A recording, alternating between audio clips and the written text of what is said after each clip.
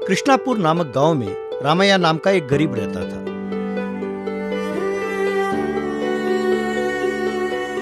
उसके पास एक बैलगाड़ी थी।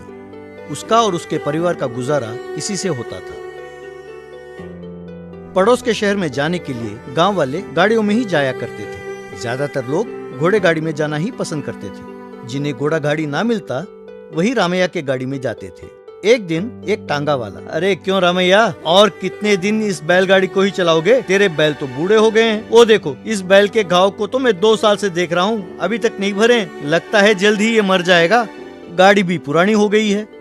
तुम हमारी तरफ घोड़ा गाड़ी क्यों नहीं लेते? रामैया, सही है यार, लेकिन मेरे पास उतने पैसे नहीं हैं। इन बूढ़े बैलों की बदौलत हमें रोज रोटी नसीब होती है।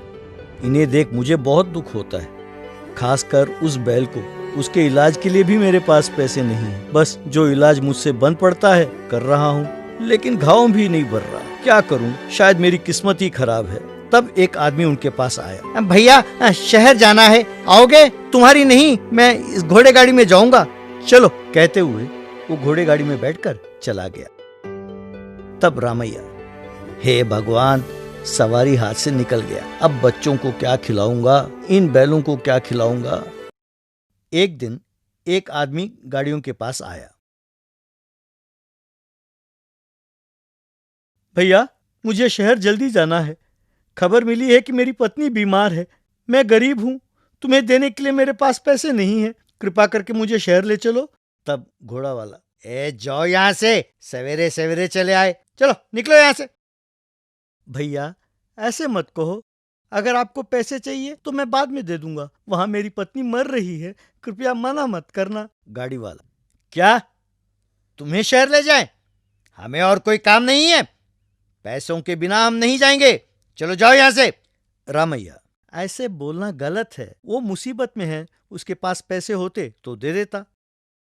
आओ भाई आओ, मैं ले चलता हूँ। रामैया उसे गाड़ी में बिठाकर शहर की ओर ले गया। गाड़ी जंगल से गुजर रही थी। तब वो आदमी, भैया धन्यवाद, तुम मेरी परेशानी समझ गए। इस रास्ते में बहुत सारे गड्ढे हैं, पर तुम अच्छी तरह चला रहे हो, झटके बिल्कुल नहीं है। रामैया, मैं बहुत सालों से इसी रास्ते से गाड़ी चला रहा हूँ, इसीलिए मैं जानता हूँ कि गड्ढे कहाँ हैं और गड्ढे कहाँ नहीं हैं। एक दूसरे की सहायता करना मानव धर्म है। मैं अगर एक दिन भी गाड़ी ना चलाऊं तो घर में सब भूखे रहते हैं। हम लोग कई दिन तक भूखे रह चुके हैं, आज भी ऐसा ही होगा।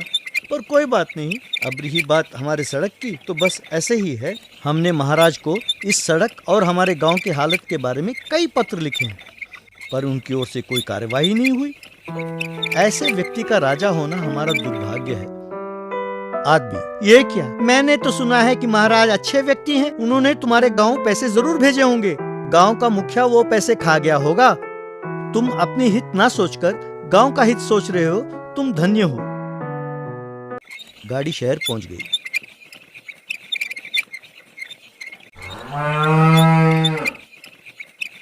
रामैया, बुरा न मानना, एक विनती है। आपको मैं शहर लेके आया हूँ, इसके बदले में आप मेरे बैल का इलाज करा दें किसी अच्छे वैद्य से। उसके इलाज के लिए भी मेरे पास पैसे नहीं हैं। वो आदमी, ठीक है, कहते हुए वो वहां से चला गया। अगले दिन राजा के 2 सिपाही रामैया के घर पहुंचे। क्या तुम ही रामैया हो? कल तुमने राजा की निंदा की थी ना, तुम्हें तुरंत लेके आने की आज्ञा मिली है। रामैया अगले दिन राज दरबार पहुंचा। रामैया, महाराज, मैं कभी किसी की निंदा नहीं करता। मैंने कभी आपकी निंदा नहीं की। जहां तक मुझे याद है, कल हमारे गांव की हालत के बारे में मैं एक यात्री के साथ बात कर रहा था। इसके अलावा मैंने कुछ नहीं किया महाराज। महाराज, कल तुम्हारे गाड़ी में मैं ही आया था, पहचाना नहीं? रामैया हैरान हो गया। महाराज, मैं अपनी प्रजा की समस्याओं को जानने के लिए वेश बदलकर जाता रहता हूँ। तुम्हारे गांव भी इसीलिए आया था। तुमसे बात करने पर वहां की समस्याओं को समझ गया। मैंने जो पैसे भेजे उसका दुरुपयोग किया उस गांव के मुखिया ने, उस पर कार्रवाई होगी। तुम इतने मुसीबत में भी गांव के हित के बारे में ही सोच रहे थे। तुम प्रशंसा के पात्र हो।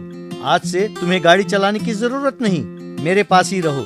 तुम्हारे बैलों का भी इलाज कर उन्हें गौशाला भेज दिया जाएगा, वहाँ वे आराम से रहेंगे। तुम्हारे गांव की समस्याओं का समाधान भी तुरंत होगा। रामैया ने महाराज को प्रणाम किया। इसीलिए बच्चों, हमें हमेशा भला ही सोचना चाहिए, क्योंकि कर भला तो हो भला। कहानी अच्छी लगी